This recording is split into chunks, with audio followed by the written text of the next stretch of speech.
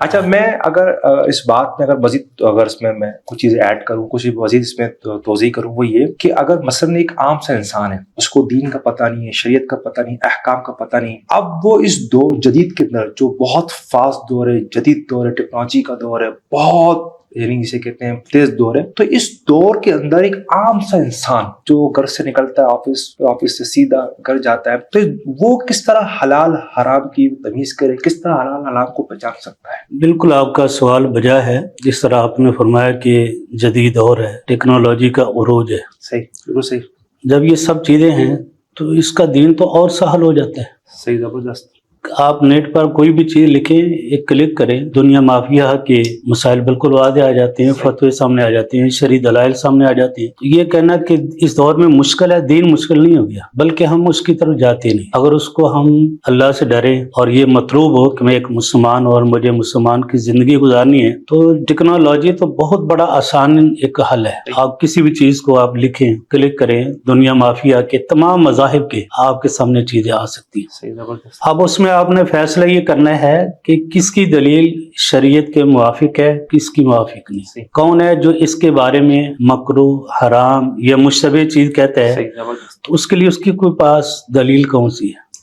کیا رب العالمین کے فرمان کی کوئی آیت ہے یا پیارے نبی صلی اللہ علیہ وسلم کی کوئی حدیث ہے؟ تو یہ تو آج کل جس طرح نوجوان اکثر یہ کہتا ہے نا کہ ہم جس مسجد میں جاتے ہیں، ہر مسجد والے کہتے ہیں کہ ہم حق پر ہیں، ہر ایک خطیب یہی کہتا ہے۔ اس کا بھی آسان حل یہ ہے کہ آج ہر زبان میں قرآن مجید کا ترجمہ بھی آ چکا ہے، ہر زبان میں احادیث مبارکہ کی ترجمہ آ چکا ہے۔ انسان اپنی مادری زبان میں بھی اس چیز کو خود فیصلہ کر سکتا ہے کہ رب العالمین کا فرمان یہ ہے، پیارے نبی کی حدیث ہے۔ جو چیزیں قرآن اور حدیث ہمیں نہیں ملتی تو پھر آپ صلی اللہ علیہ وسلم نے ارشاد فرمایا کہ علیکم بسنتی و سنت الخلفاء الراشدین۔ ہمارے سلف صالحین جتنے بھی ائمہ گزرے ہیں، ان کے دلائل، ان کی آج ساری کتابیں موجود ہیں، اس سے دلیل لی جا سکتی ہے، پتہ کیا جا سکتا ہے وہ چیز حلال ہے یا حرام۔ اصل مسئلہ یہاں اپنی ذاتی سستی ہے، دین کا مشکل ہونا نہیں، حلال حرام ہونے کا مشکل نہیں، بلکہ پہلے لوگوں کے لیے مشکل تھا، آج کے دور کے لیے بالکل مشکل نہیں۔ اس لحاظ سے یہ کہنا کہ آج کا انسان کیسے تلاش کرے، ٹیکنالوجی کے ذریعے دنیا مافیا کے سمندر، ان کی مچھلیاں، جنگلات، ان کے جانور وہ گن سکتا ہے، بتا سکتا ہے، اس کی معلومات ہو سکتی ہے، تو دین تو اس سے بھی زیادہ آسان ہے۔ بالفرض ایک عام سا انسان، اس کو میں نے آج بھی کافی ایسے لوگ ہیں جن کو موبائل یا ٹیکنالوجی چلانا نہیں آتا، اب ان کے لیے وہ کیسے سمجھے کہ سر یہ حلال ہے، یہ حرام ہے، یہ مشروع چیز ہے، اس کو میں ہاتھ مت لگاؤں جس میں اللہ رسول کا حکم ہے کہ میں استعمال نہ کروں؟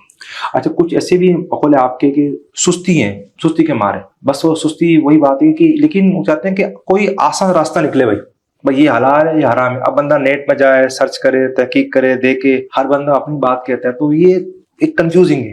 تو اس کا آسان حل کیا کریں گے؟ اس کا آسان سمپل سادہ حل کیا ہوگا؟ اس کا آسان حل یہ ہے کہ قرآن مجید کا حکم یہ ہے فَاسْأَلُوا أَهْلَ الذِّكْرِ إِن كُنتُمْ لَا تَعْلَمُونَ۔ صحیح، اہل علم سے سوال کر لیں۔ صحیح، مجھے کسی چیز کا پتہ نہیں، میں پوچھ سکتا ہوں۔ زبردست۔ دنیاوی مسائل میں جس طرح ہم پوچھ سکتے ہیں، دینی مسائل میں بھی اسی طرح ہم کسی سے پوچھ سکتے ہیں۔ اب پوچھنے کے ساتھ ساتھ صرف یہ پوچھ لیں ساتھ کہ اگر اس کے بارے میں قرآن مجید کی کوئی آیت ہے یا حدیث مبارکہ ہے یا سلف صالحین کا، صحابہ کرام کا، ائمہ کرام کا کوئی قول ہے، آپ مجھے اس کے بتا دیں تاکہ میرا شرح صدر ہو سکے، میں مطمئن ہو جاؤں کہ یہ چیز کوئی مشتبہ نہیں، کوئی حرام نہیں، ناجائز نہیں۔ اچھا، تو یہ قرآن مجید میں بالکل آسان حل بتایا ہے۔ یعنی آپ کہہ رہے ہیں کہ اہل علم سے پوچھ لیں زیادہ بہتر رہے گا؟